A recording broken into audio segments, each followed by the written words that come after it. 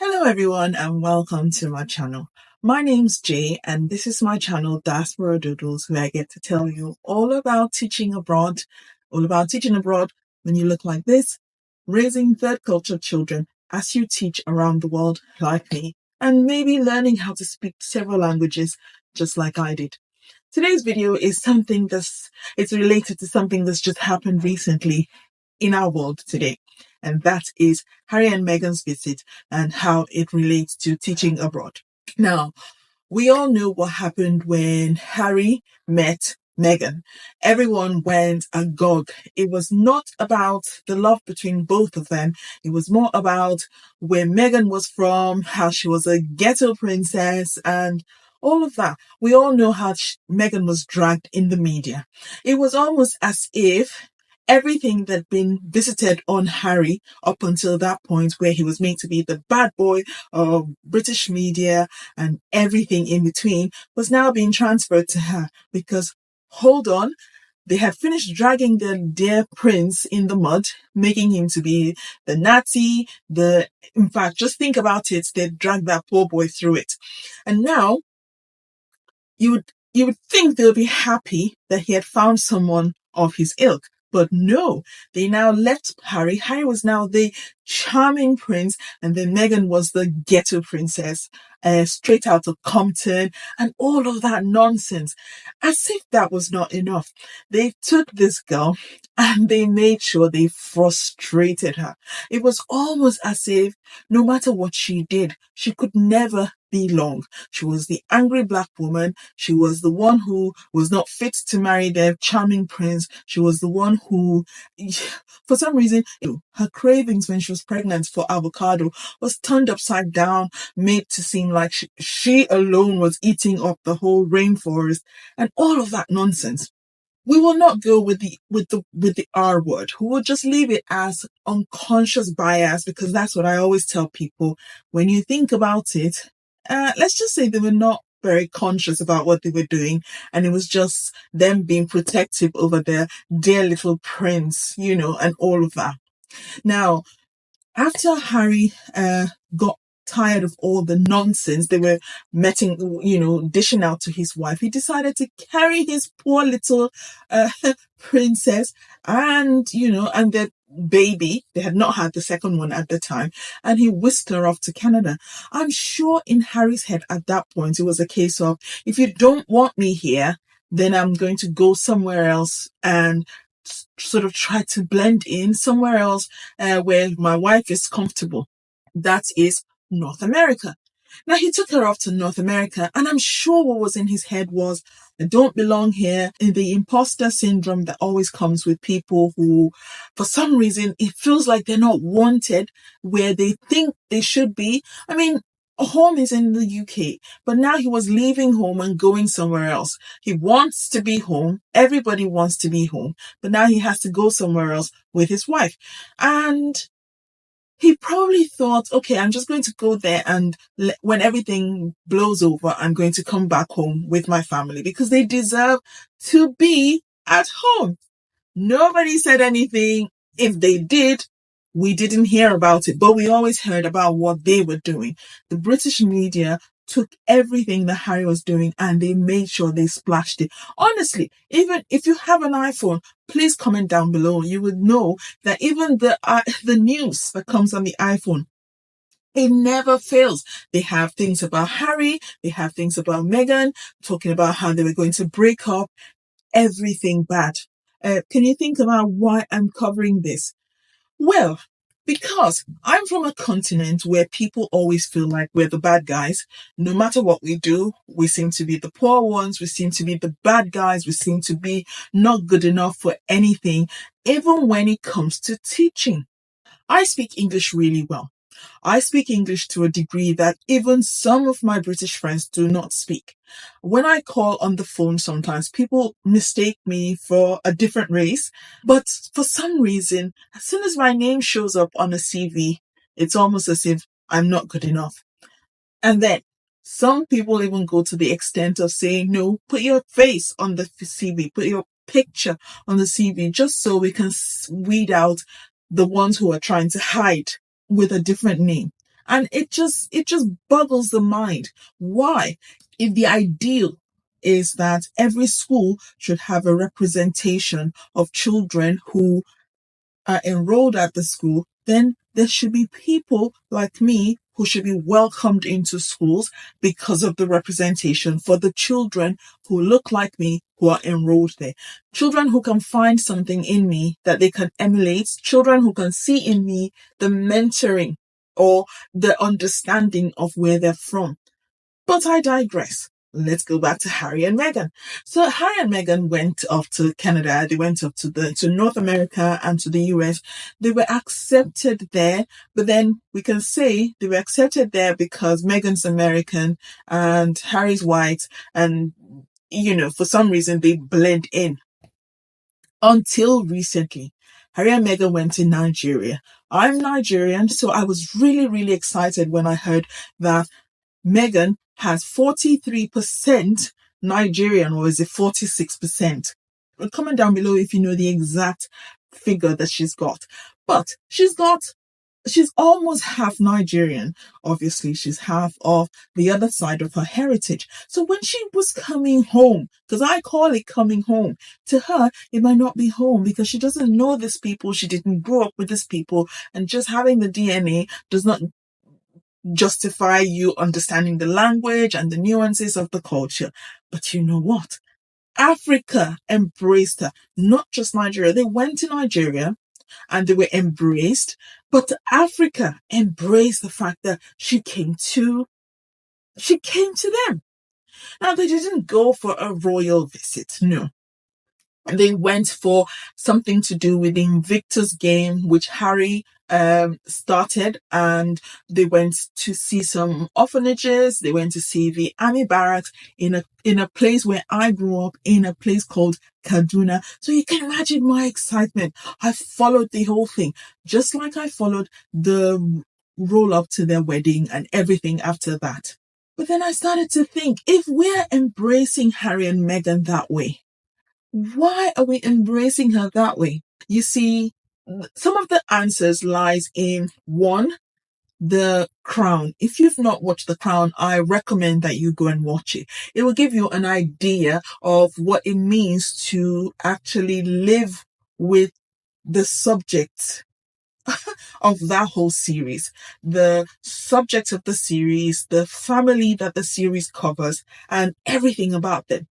To the outside world, they're a loving, adorable family, but the inner workings of that family goes a long, long way from what everybody thinks. When you're an outsider in that family, they make sure you're reminded that you're an outsider. Much like when you work at an international school and you look like this, you are constantly reminded that you do not belong there. One, the parents do not think that you should be working there. Two, the children, by virtue of their parents, always have this reservation for you because they feel you're not meant to be working there. Even the staff, sometimes even the staff who should know better, would have their own reservations because they're not used to seeing people like this walking along those corridors. And so I understood what Meghan said when she said she didn't feel welcomed there. She had an imposter syndrome where you constantly feel like you're not good enough. You're constantly being judged for your words. I mean, I've worked in schools where some people with some accents that even the children cannot understand will be trying to correct my accent. And I'm like, excuse me, I speak clearly. Do you speak clearly? I mean, I remember someone with a Geordie accent. If you know the Geordie accent, please comment down below. Someone with a Geordie accent actually looked at me and said, oh, she doesn't understand me. And I wanted to say, sister, hold my tea. Nobody understands you, not even in your own country. But maybe it's not my accent that she didn't understand. She didn't understand something else which she couldn't articulate at the time. But let's leave it to that. So Harry and Meghan went to Nigeria and they enjoyed it. Nigerians embraced them. The Obas, the Olu of Warri and some other people came out to see them. Now these people do not leave their empires apart from the time when they were exiled by you know who. If you know your history, you would know who exiled them. So them leaving their kingdoms to come and embrace a long lost daughter, to sort of merge that bond, to sort of build that bond for the long lost daughter of the soil who was returning, was a very significant thing for a lot of Nigerians and the rest of Africa. The funny part in all this for me is the fact that now the same British press that ran her off are now the ones saying, people are saying, I don't know which people are saying, that they need to come back. You didn't want us. Now we've gone somewhere and now you can see that people want us in places, in unlikely places that we didn't think that people will want us. And you want us to come back. Dr. Shola said, the cornerstone cannot revert back to the stone. That's an abomination. So everything needs to feed into the cornerstone. Okay. As far as I'm concerned, Harry and Meghan are looking like the cornerstone right now. So the royal family should be looking to say, can we come under your banner? I really like that because you know something. If we equate this to teaching, I tried to go to the US a lot of times to teach. I had to go to Venezuela before I was allowed to go into the US. Because they saw what I could do in Venezuela, they then allowed me to teach in the US. Because of that, they allowed me to teach in the UK. So if I had been busting my head to insist that I would not take the job in Venezuela, if I had insisted I would not take the job in Egypt, I would never have gotten the job in Spain. If I had not insisted that I was taking the job in Myanmar, maybe they would not let me work in Norway. So take the advantage to look at the unlikely places that you didn't think about, see how they embrace you, and because of that, you will notice that all the other doors that you were knocking on in the first place will suddenly open up to you. Take it from me. I've been there. I've walked that walk. I was trying so hard to get into teaching in the UK.